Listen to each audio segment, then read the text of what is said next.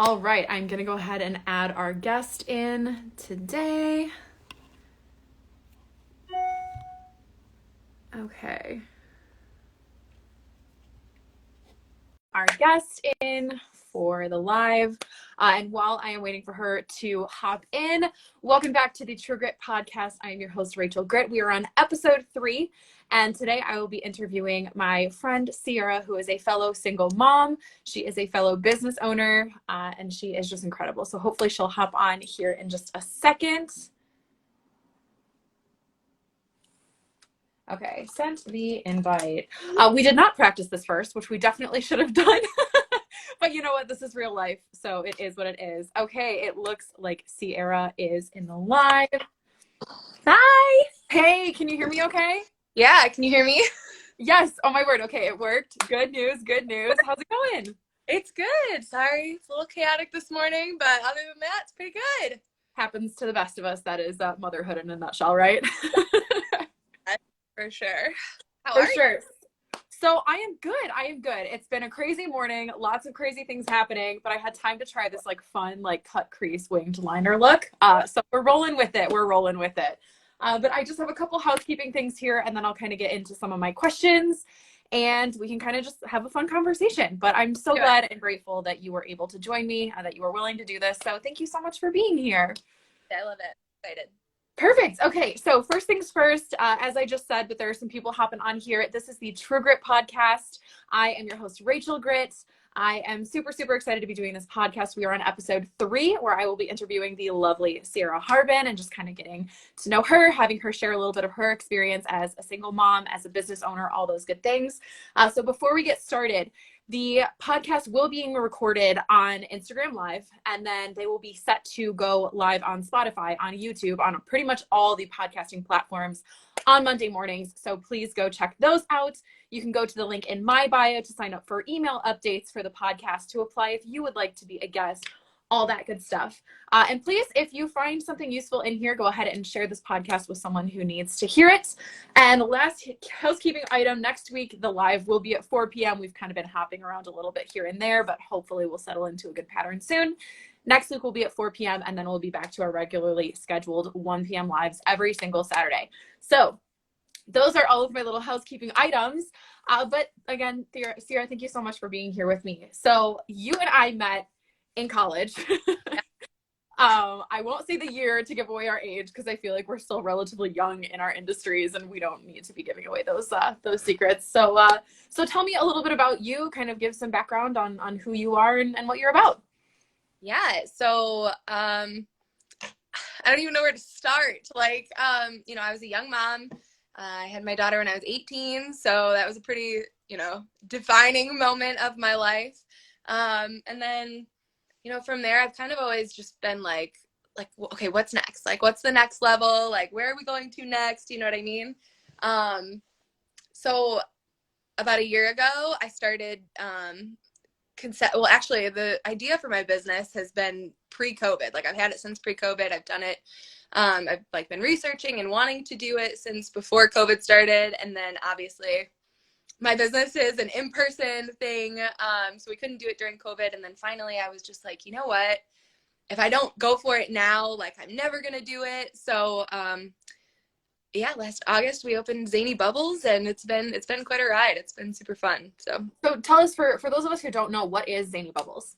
So Zany Bubbles is a selfie museum in an event space, but ours has a purpose. I know some other ones it's really fun to go to, but the purpose behind ours is really I wanted to give somebody or anybody a physical space where they could actively practice self-love and genuinely appreciate all that they are, exactly as they are, no matter if they're 6 like my daughter is, or they're 60 and they're having fun with all of their grandma girlfriends. I love it so much. So it's definitely a space where you feel included, you feel confident. I literally tell people the only rule that I have is that you come in here and you do your best to feel your best. And that's what that's my job. I get to make people feel good for a living. That's amazing. I'm so excited. So yeah, that's amazing. So how did the idea for Zany Bubbles come about? What was kind of your inspiration, and what was What would you say is the moment that you kind of realized that you wanted to take this from an idea that you had to something that was real and tangible? Well, I love to travel. And when I was traveling a lot, primarily during COVID, and I started seeing like these selfie museums pop up, and I'm like, that's great, but I feel like they're like missing part of it. You know what I mean? Like there's something missing. I've always been, I myself have struggled with all kinds of, mental health stuff like depression, bipolar, too, like all of these things, anxiety. And I have awful, awful, awful negative self-talk. Um, Mm-hmm. so I was like, well, I can't be the only one. But I'm like, if there are other people that struggle with this too, like, what can I do to A, start a conversation about mental health, but B, simultaneously make people feel good about themselves.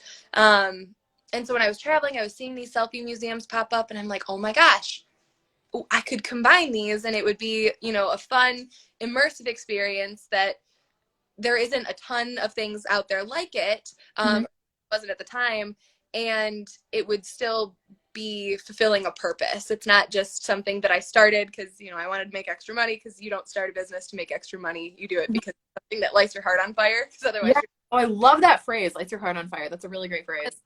the one thing that like I will always hold close to my heart is like I want to encourage people to do what sets their heart on fire. That's what I do is, I making people feel good lights my heart on fire. I call myself a professional hype woman because like I will make you feel the best about I love that. like be on my resume.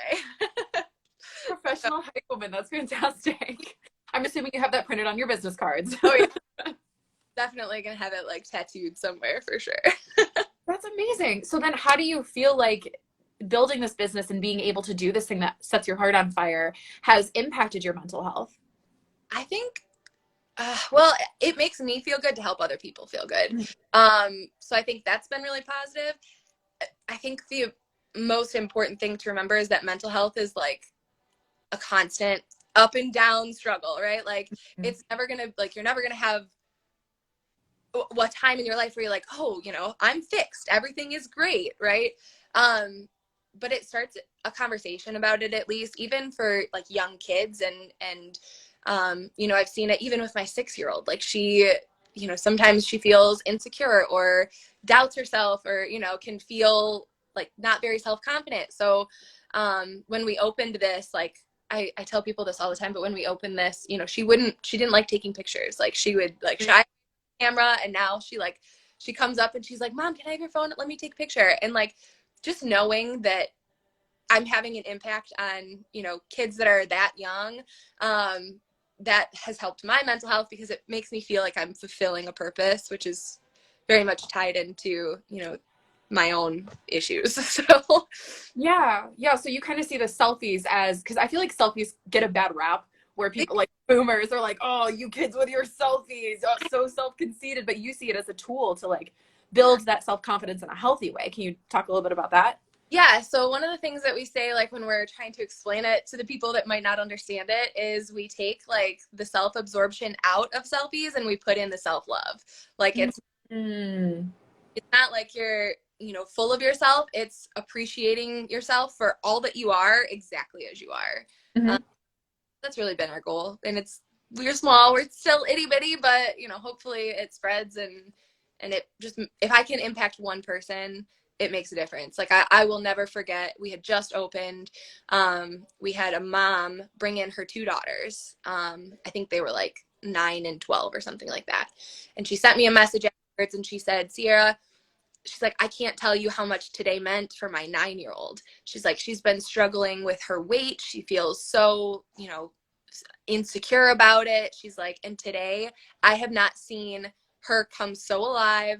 She left feeling so confident in herself and so beautiful. And I'm like, oh my God, this is why I did this. Like if nobody else has a good time, that one person, that one 9-year-old that I could help, or that made, she felt better after leaving, I was like, oh my God, it's so worth it. And then, there's so many more stories that have happened since then, but I'll just never forget that one that was like the first one that was like, oh, it works. It's worth it. Oh my gosh. Like, it's just, again, it's like, that is what lights my heart on fire, is making people feel good. So Absolutely. And there's such like a tangible, like there's tangible evidence of it. You have these pictures that people like, you can tell when someone's having a great time in a picture. And that's really wonderful. So I would assume that that makes you feel really good being able to kind of see those and like quite literally see the impact that you're having. Absolutely. Yeah. I can't say I love it enough. It's super exciting. So That's amazing. So what would you say has kind of been the biggest hurdle you've had to get over in this business, you know, as a single mom, and like what is the biggest hurdle you face and kind of how have you come over it so far? so many, I can't even like, I can't even tell you one. Like, Yeah. you know, being a mom, you know, just time, like when we started this business, I made it a very evident point that like with Macy, my daughter, I was like, this is our business because I want her to have some ownership in it. I knew that it was going to take a lot of time. You know, if you come to Zany Bubbles, like sometimes you'll see her, like she's there, she's helping me, like she has a little like dustpan and she'll like sweep up some stuff. And like, I love it. That's so sweet. I want her to see like how you build something, right? Even if you have no freaking clue how to do it. I think that was part of like the hardest part is like, they always say like start before you're ready, because if you wait for when you're ready, you'll never be ready. And I could not agree with it more. I had no idea what I was doing. I think if I knew everything going into it, I wouldn't have done it because it's scary and you don't know what you don't know. But yeah, time, you know, it's a huge time commitment. I think the craziest part is that like I don't have any employees. I don't have anybody, you know, like I have a support system, but I don't have anybody like there with me. So if I don't do it, it doesn't get done. You know what I mean? Yeah. Funding and financing, figuring out how I'm going to make all of this work. That was a huge challenge, more than I ever thought it would be.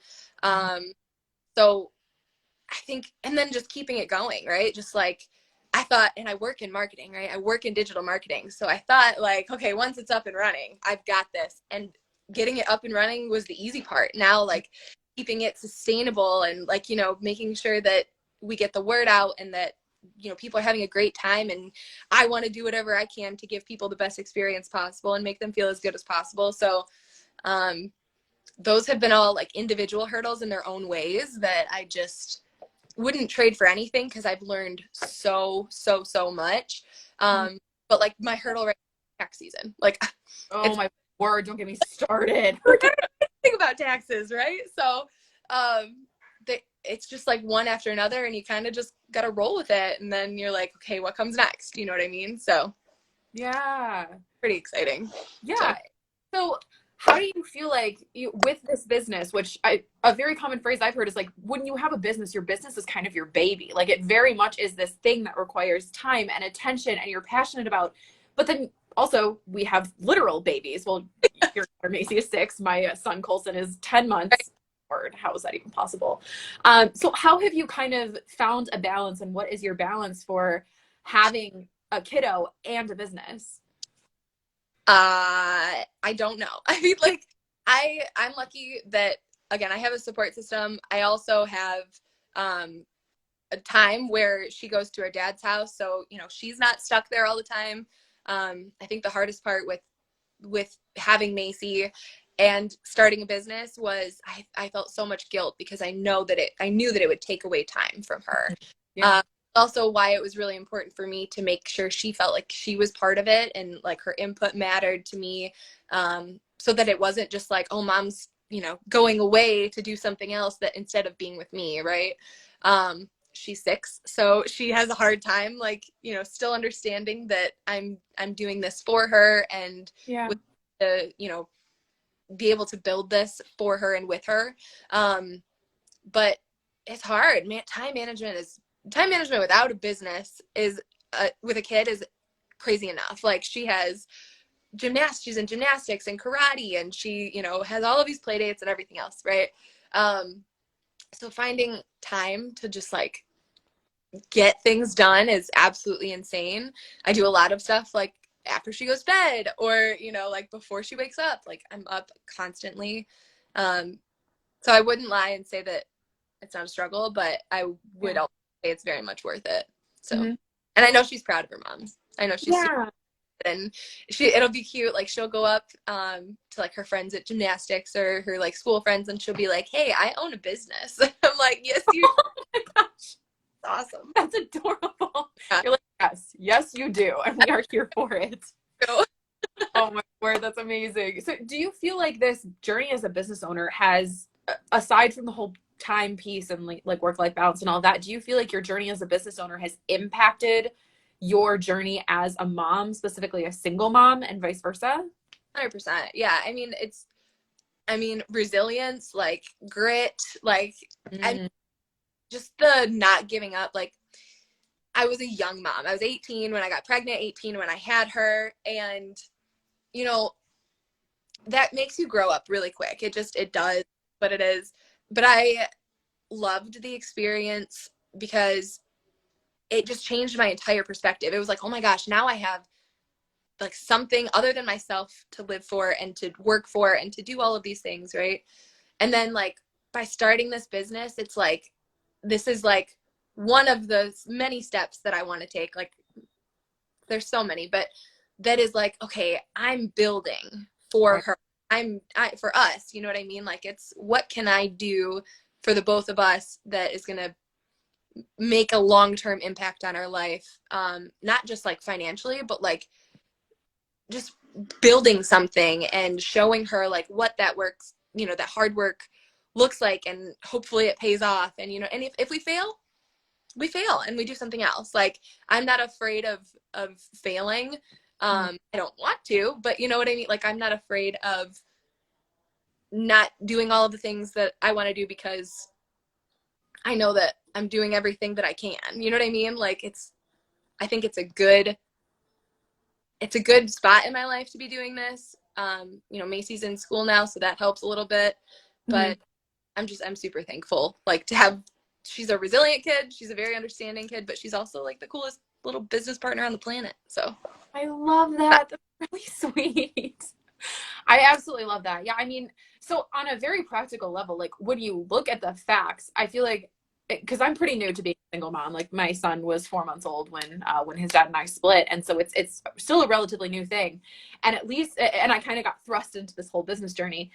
At mhm. least at a very practical level, it's kind of interesting to realize like if I did not have this child, things time wise, things effort wise would be so much easier, but there's Different. such a beauty that comes in the hard things, and there's such a purpose that comes from having this tiny human like look up at you and like grab your hand and just like snuggle you. And how you talked about, you know, you do a lot of work when Macy goes to bed. I do the same with Colson. Like he goes down at 7 and then it's boom, me and the laptop for for several hours before I go Yep. to bed. And I Yeah. feel like there's just this like level of purpose Mm-hmm. that I didn't have before I was a mom. Mm-hmm. And it sounds like you're experiencing the same thing. It's just it's beautiful. It's hard, but it's absolutely beautiful. Yeah, I wouldn't change it for anything. She has, I mean, you're supposed to teach your kids, but, and I know your baby, you have just a little teeny peanut still, but they teach you so much more than you could ever teach them. Like I've learned so much from the experience of being a mom. It, it's invaluable. It's something that I could never trade, for anything. And she's my little person. I love her so much. What would you say is your favorite part about being a mom? So I have like my favorite thing is also my least favorite thing. She is exactly like me. Like Yeah. and then like but like and then some. And it if you have a mini, you understand she like in attitude and looks. Like I did not realize how dramatic I was or like how much attitude I had. Like my mom says that I had this much, but I Uh-oh. I think I lost your audio. Uh-oh. Oh, oh we did it lost your audio for the last like 10 seconds. anyway, she's just like me, and it's a good thing and it's a bad thing. It like all rolled in one. And it's hard. Mm. So That's really sweet. I totally relate to that. Like just starting to realize the level of sass that you delivered. Obviously, my kiddo is too little to talk, but we were watching some family videos recently, and I was like, "Oh no! If this is what I have to look forward to, this is gonna be a rough ride." yeah, seriously. And her dad too. Like her dad is just as full of attitude and like all that. So I'm like, oh my God, like not only is she like me, but like she also has like somebody else's DNA like incorporated in all of that. I'm like, oh, we're in for it. So Oh, good grief. And yeah, that's probably a whole can of worms in and of itself. Good times, good times. Um, that is really interesting. This is a little bit off topic, but how do you find your influence on Macy and, the values that you're trying to instill in her? Like, do you find that to be kind of an easy time as a co-parent, or like, what is that dynamic like? Co-parenting is, I think, the hardest thing I've ever had to do. Like, Mm-hmm. beyond building a business, beyond like raising a child, especially, when you're not co-parenting in the same house, right? Like, it's, Yeah. people have different parenting styles as it is. But to do so when, you don't have a whole lot of control, when she's at his house, I don't have a lot of control, just like he doesn't have a lot of control when she's over here. Mm-hmm. And luckily, Macy's been pretty used to it. Like, we split, the first time we split, she was 4 months old. So she's been pretty used to like going back and forth. Um, it was a roller coaster for a couple years, before we finally were like, okay, this is not working. We need to stop and actually separated. Mm-hmm. So she didn't have a hard transition, like going back and forth to mom's house, because this is just what she's been used to, right? Yeah. We have, her dad and I have very different parenting styles. And so what's okay at mom's house, might not be okay at dad's house, or usually it's vice versa. What's okay at dad's house, not usually okay at mom's house. Yeah. I'm a little bit more structured. Like, there's a bedtime, there's a routine, you know what I mean? Like, we have to be here at a certain time. Whereas that doesn't always happen over there, but I also understand the reasons for it. It doesn't make it any easier. And, even though she's used to it, it's still hard on a 6-year-old, like, for her to have different expectations everywhere she goes. And then she's so loved because she's an only child. But then she gets bounced around. Like, her nanny was just in town visiting, and she is spoiled. I mean, spoiled rotten anytime nanny's around. And so I literally have to say to her, like, okay, this is not normal. Like, please do not get used to this, because I'm not taking you to McDonald's. Like, I'm not going. Is nanny, is that her grandma, or is that like her actual nanny? No, that's her mom. My Oh, mom, okay. her nanny. Yeah.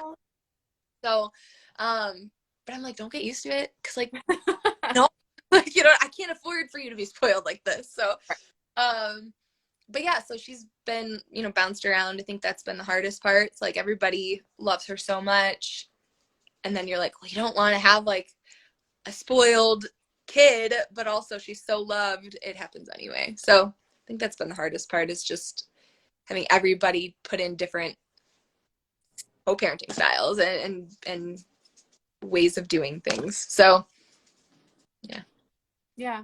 Do you feel like kind of the craziness of that whole situation, and like the dynamic of co-parenting and having to kind of have this child decompress as she's getting back to your house, do you feel like that impacts your kind of flow in your business at all? Oh, I mean, I try to keep like her separate from the business, even though like I've said, she's, I think of her as my business partner and all of this other stuff, great. But I really try to keep like my parenting like separate, although it doesn't always work out. But I don't know that my co-parenting dynamic affects my business unless I get angry about something, and then I am going right to the business, you know what I mean? But even then, Yeah. my business is, I have to be this happy, excited to see people person, you know what I mean? That's welcoming and helpful and all of this other stuff. So in a way, you kind of can't show all of your customers that all the time. Because they're not there to hear your problems, right? They're here to, they're there to have a great experience and, enjoy themselves. It's been hard with Mace because, there's a small person's emotions intertwined in all of this. So it's a very delicate situation sometimes, but you make it work. You just got to figure out what works best for, you as a family and your daughter or your son, and, do what works best. And then just be with it. So Yeah, absolutely. Well, I appreciate you sharing that. I do want to kind of circle back. You mentioned that you have a background in digital marketing. So I have two questions for you that kind of are related to this. So first of all, I want to know what surprised you the most about, having this experience in digital marketing and then starting your own business. And do you feel like your background and your education prepared you for starting a business on your own? I thought it would. I really thought that it would help me more. I I will say it's so much easier to put together. I mean, my role right now. So I have a full-time job and I'm running a business and I'm a mom, right? So I have a full-time job and my job right now is a digital strategist. And what I do is I put together strategies for other clients that determine what's going to be best in digital marketing for their business. So whether that's social media ads or paid search campaigns or, you know, a strong SEO campaign, and a new website and all that stuff. And it's so much easier to do it for somebody else. Like doing it for your own business, it's almost like you're too close to it. Mm. Um, I thought, you know, and I know enough about all aspects of digital marketing to have a conversation about it. But Yeah. I know enough, you know, to run my own in-depth ad campaigns, hence, you know, why we've, you know, connected so last. But I don't know enough, or I've had to learn so much more than I ever thought that I would because of this business. Um, you know, my job, what I do right now is very high level. And again, I know enough to like understand why it's necessary, but I don't know enough to like implement it all myself. So I Mm. thought that it would be a lot easier going into it because I'm like, oh, no, no problem. I can run social media ads. I can, you know, I can write my own website copy. And then I got to it and I'm like, I don't know how to optimize my website for SEO. Right. Like, I don't know how to run my own Facebook campaign. You know what I mean? So it was definitely kind of like a, oh, you don't know as much as you think that you do, but also I'm always up for a challenge and I love learning new things. So it's been a journey to say the least.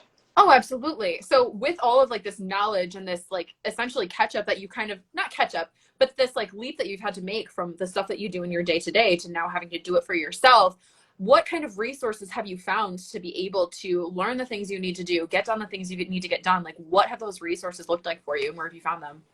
Um, well, Google is queen. Yeah. Um, but also, you know, connecting with you has been super helpful. Like just doing anything that I can to be educated. And then also knowing like it's okay to like need help. Like you cannot do all of the stuff that you need to do on your own. So like the stuff do like outsource the stuff that you don't want to do. Like I didn't know how to build a website, so I found somebody that did. Like Yeah. I I don't want to manage my Facebook campaigns. Like, you know what I mean? Like I want to learn about it. But you're super helpful with all of that stuff. So I'm like, hello, let's go to Rachel. Like she knows what Yeah. she's doing. You are I'm a professional hype woman. I'm not a professional marketer, even though I work in digital marketing. I'm gonna let the people that know what they're doing do the thing because that's why they're the experts at it. You know what I mean? Yeah. And I'll learn what I can along the way, Mm-hmm. Mm-hmm. and hopefully teach people what I know along the way too. You know what I mean? Like give and take. Yeah. Oh, yeah, absolutely. So then, if there was, a single mom out there who's kind of thinking about starting a business and kind of trying to dip their toe into the water, what would be, if you had to boil it down to one piece of advice, what would be the piece of advice that you would give to someone out there who's thinking about starting a business and not 100% sure where to start? Do your research. That was a huge part. Like I didn't, you know, start before you're ready, but do your research first. So Mhm. you know, understand the market that you're going in, do a really serious analysis of, you know, financials and even if you don't have the money, like I didn't have the money to start my business, right? When I wanted to start it, but I did have a very in-depth analysis of what I would need to do that. So like don't be unrealistic about it, but also don't let that hold you back. Like start before you're ready, but do your research and make sure that you have all of the information before you start. But Mhm. start. Do it.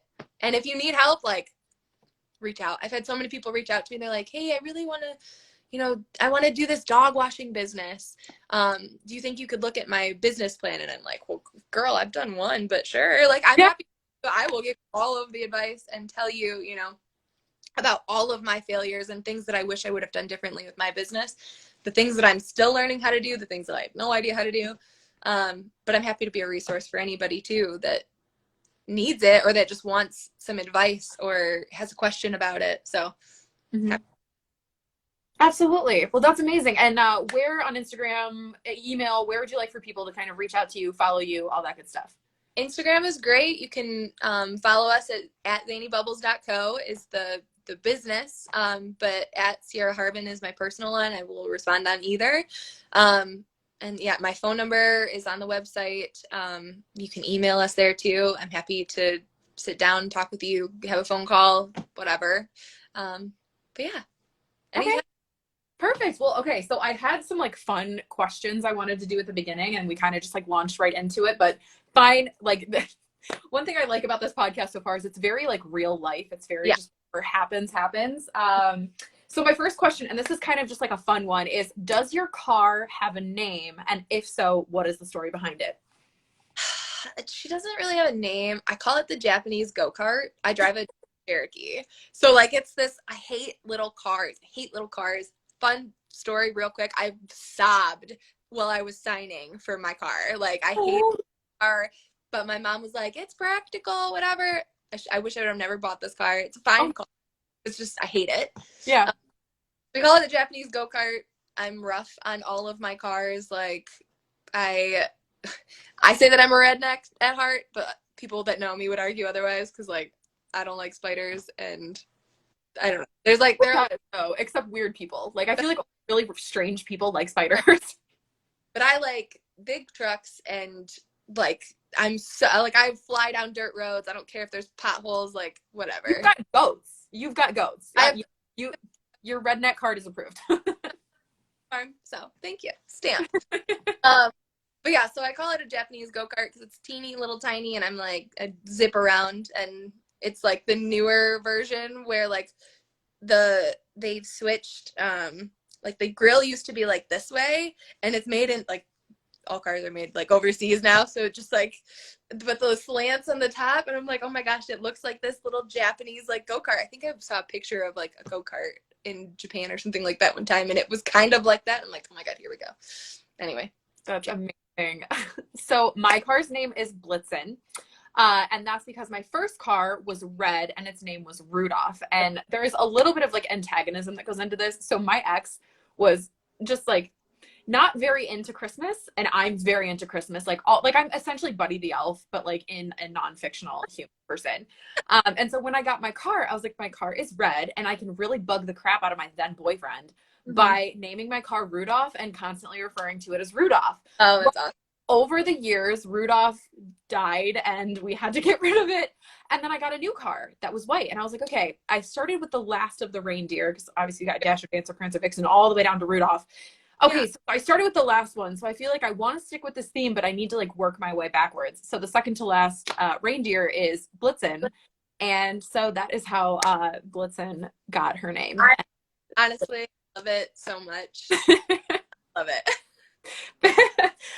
So then my other question is, let's see. So we kind of talked a little bit about this, but if you had to narrow it down to like one resource, so what would you say is the most impactful like professional development resource or resource for marketing information? Or like if you had to pinpoint a book, a podcast, a YouTube channel, what would you say is your most valuable resource in building your business?